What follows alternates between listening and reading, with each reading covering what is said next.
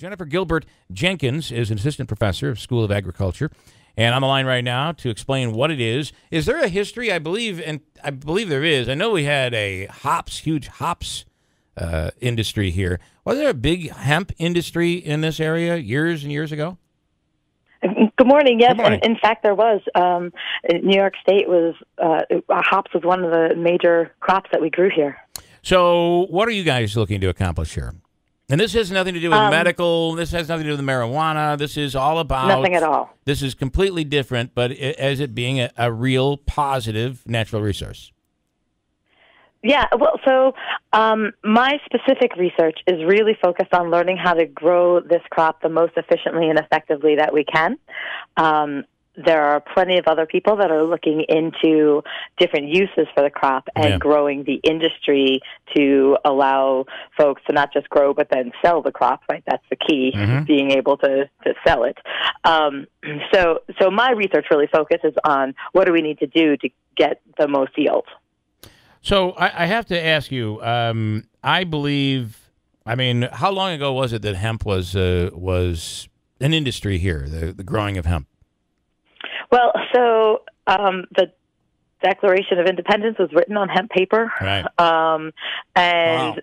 So from then forward, it was a major crop here. And then we got into the 1920s, and there's all sorts of backroom deals with the timber industry wanting to become the source of paper making instead of hemp products. And into the 1920s and 1930s is really where you start to get the regulations. And then in the 1930s it was outlawed, and then it was brought back during World War II. There was the Hemp for Victory campaign, and then after World War II it was again outlawed. And I just have one question. Can you explain how we get hemp?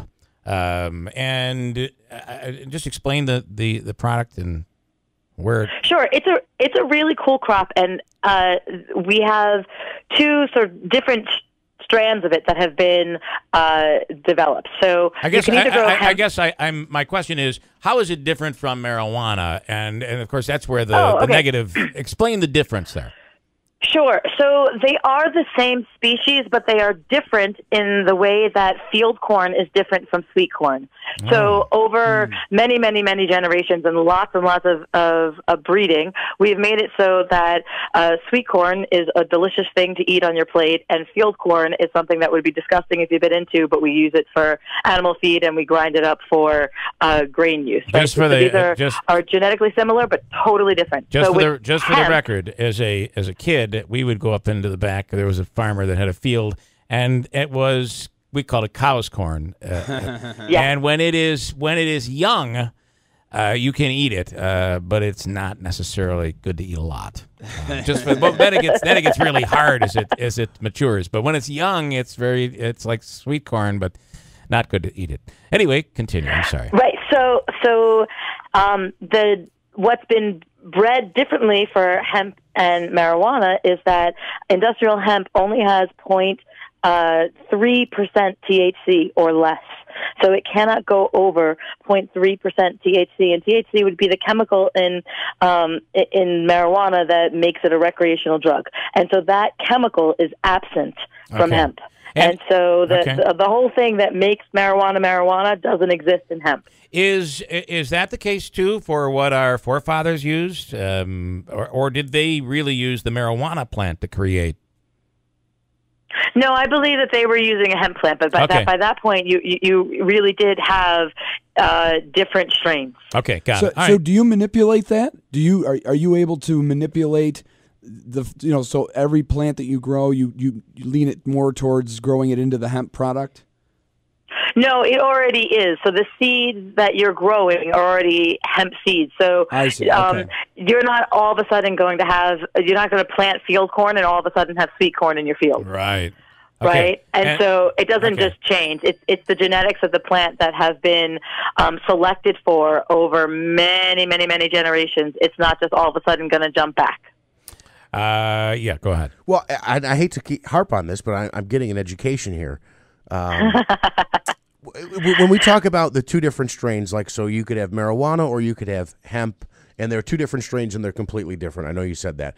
But I guess so when I think of marijuana, pictures I see, it's like a leaf. I guess I don't know how to. It's either the leaf or it's like something you would, crush up like you would tobacco and put in, I guess, however you smoke it. So what part becomes the hemp? Yeah, right. So if you saw the hemp plant is, I mean, I've never grown marijuana, so I don't know how people grow it, right? But when you grow hemp, you're letting it grow to its full extent. And so if you're growing it for seeds, the energy goes into the seed production, so it only gets to be about 6 feet tall. Mm-hmm. If you're growing it for fiber, the energy goes into the fiber production, and it can get to be up to 10 feet tall. Wow. And so you have these really long stalks, and so you'll see those characteristic those characteristic leaves that you recognize. Okay. But you're really interested in the entire plant.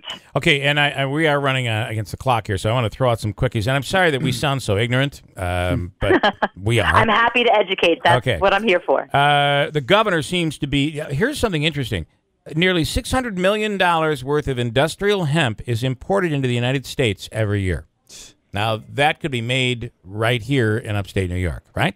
Could be grown. That is right exactly why I'm so excited about this crop. Yeah, and the governor seems to be ready to say this should be legalized for the use of the uses of sustainability, energy, and whatever it is that you can make out of this, right? Food. How do you use it for energy? I guess that I heard clothing. So for energy, you can press the seeds and extract the oil and use that to make biodiesel. But really, the oil is so healthy.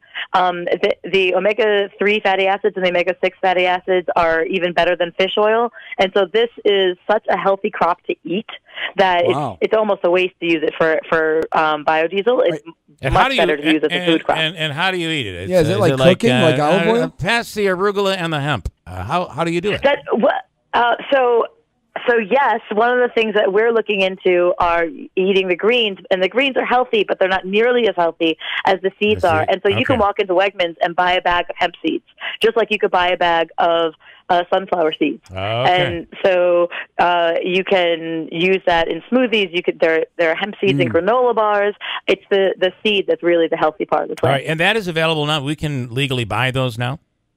Oh, absolutely. Okay, all right. I don't know. And this is sort of the crazy part of it, right? That it is this $1 million industry that we're missing out on because the products are already available for us to buy. Except if you look at the packages, they're all imported. They can't come from the United States, or they're not coming from the United States. I see. I find it very interesting because prior to now, when you think of hemp, you think of a pot smoker who has something around his neck or like something like that. But you're talking about something completely different here, and it could really be. Right. We actually don't have the industry to be able to make the clothing material from the fiber. Okay.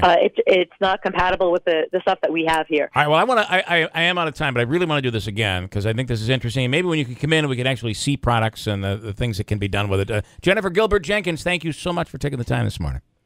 Sure, my pleasure. Very interesting.